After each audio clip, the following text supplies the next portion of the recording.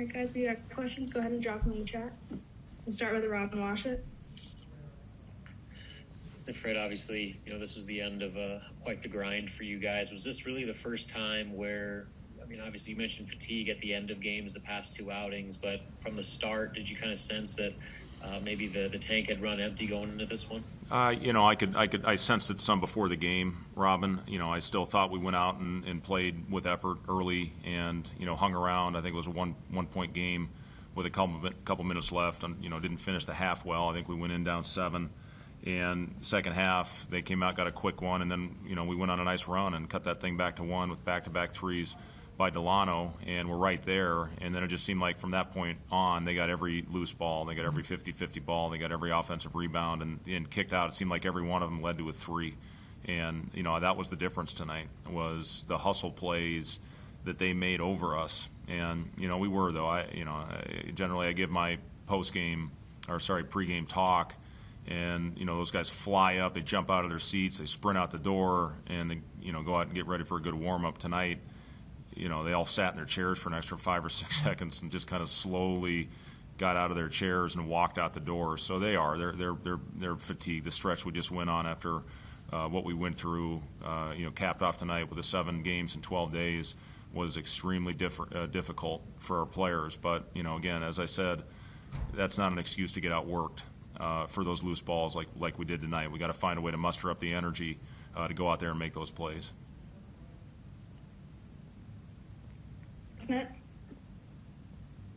Brett, how do you plan to enjoy your extended layoff now before you have to play again Saturday? Yeah, we got an eternity now to prepare for Purdue.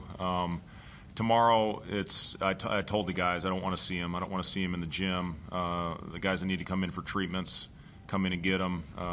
Get the ice tub, get their bodies as recharged as possible for the short prep for Purdue. We'll have one day for an early game on Saturday, and then the time I think we'll really be able to hopefully get back is those 2 days after Purdue. And, it's going to give us time to get back on the practice floor. We've had 0 practice time.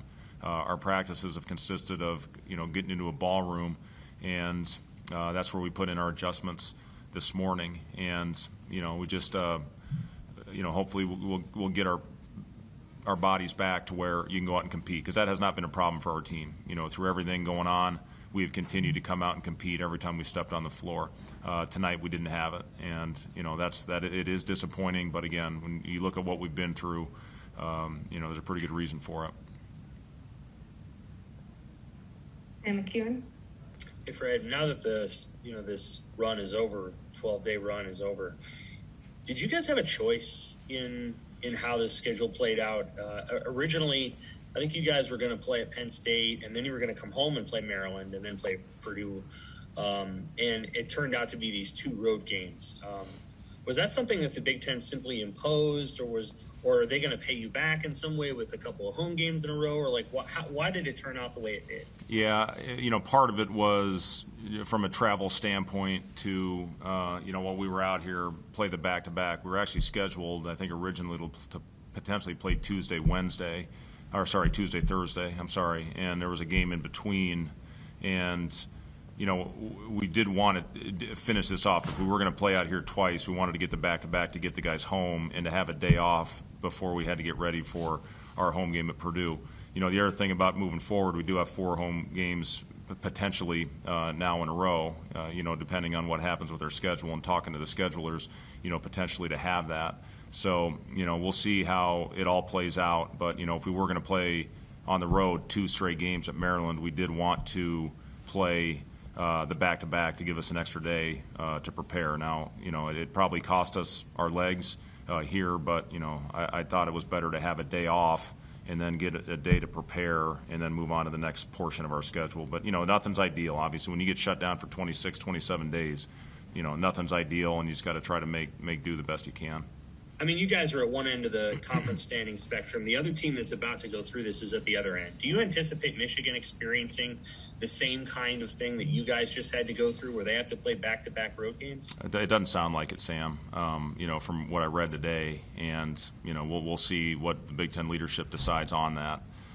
Is that fair? I don't know, Sam. Again, it's I don't know if anything's fair right now, just based on everything going on. in our world. It's just impossible to plan for, hopefully a once-in-a-lifetime pandemic like what's going on right now. You just make the best of whatever situation you have. And for us, our guys, they do want to compete. They want to get the opportunity to go out there and play. Right now, when I look at what Michigan's got going on, potential 1 seed. Right now, they are a 1 seed.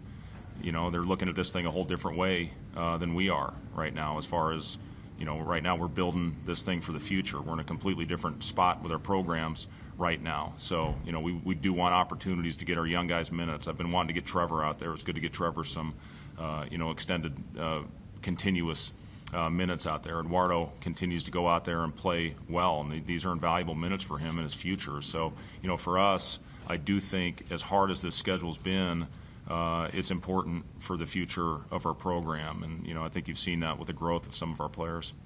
Thank you. Jacob Padilla. Down 21 there at the end. Teddy's still going at it, rips off an 11-0 personal run there at the end.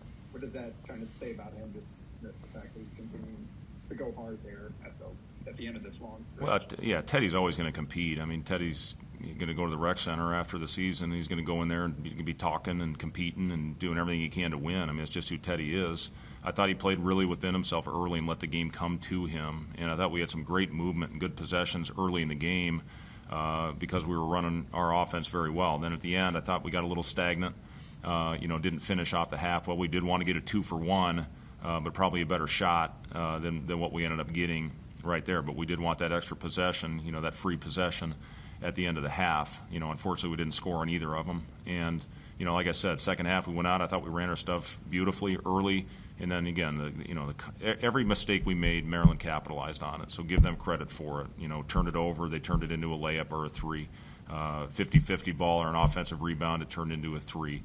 They played really well. They're playing great basketball right now. Give this Maryland team and Mark Turgeon a lot of credit for the way that they're playing. Kevin Knight. Hey, Coach Hoiberg. Quick question on Thor. I know, there's a lot of different pieces on the roster this year, but last year it seems like he was the most efficient three-point shooter and would average about 4 attempts per game.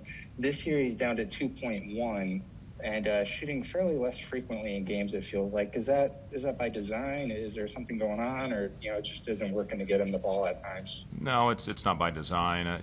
Thor was one of our better shooters in the preseason this year. He shot over 40%. We chart every practice, and he shot the ball at a very similar clip to what he shot for the majority of the year last year. He dropped off a little bit towards the end. Some of the shots, I don't think he's hunting them quite as much as he was a year ago, probably because the confidence level's a little bit different.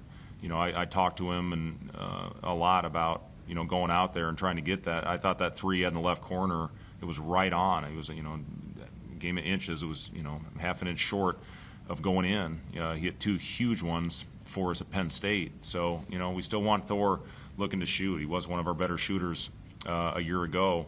It's good to see Delano, knock down some threes on this trip. And hopefully that is something that can give him some momentum and confidence moving forward. But that's what this game's all about. It's such a game of confidence. Believe me, I've had both extremes of that. And when it's low, that rim doesn't look very big up there. So, just go out, continue to work, which all of our guys do. They spend a lot of time in the gym. The guys aren't shooting well. They're doing everything they can to correct it.